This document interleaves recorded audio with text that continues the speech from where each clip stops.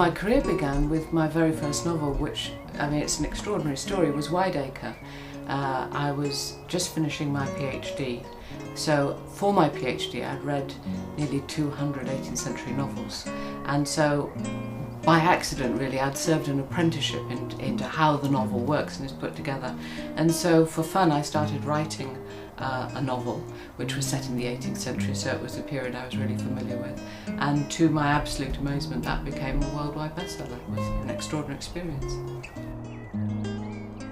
I went to university later in life to read English, and I thought I'd be a student of English, and I did a taster course in history at the University of Sussex, and it just seemed to me that it explained everything, and it still seems to me that it explains everything. I just like, you know, film people would say, I just like the backstory.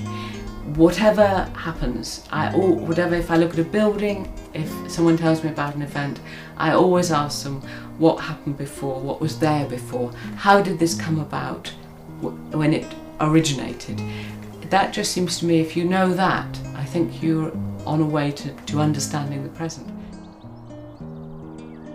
The research for the novels is probably takes as long as the writing of the novels. It's at least half of the effort and the energy, probably a bit more. For about a year or so I just read everything that I can find in the bookshops, and then I go into libraries, a private library in London, and I read a lot of the Victorian historians, and they're very interesting because they have a very different perspective from us. They're much more interested in the politics and the religion than we are these days. And then sometimes I read original documents, and I always go to the places that I'm going to be talking about.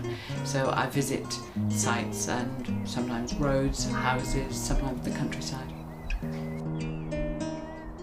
When a book's really successful, it's wonderful. For a start, you go into a bookshop and you go in and there's your book, so you always get this terrific buzz, and my children go into bookshops and they get a big buzz out of it as well, so that's really exciting.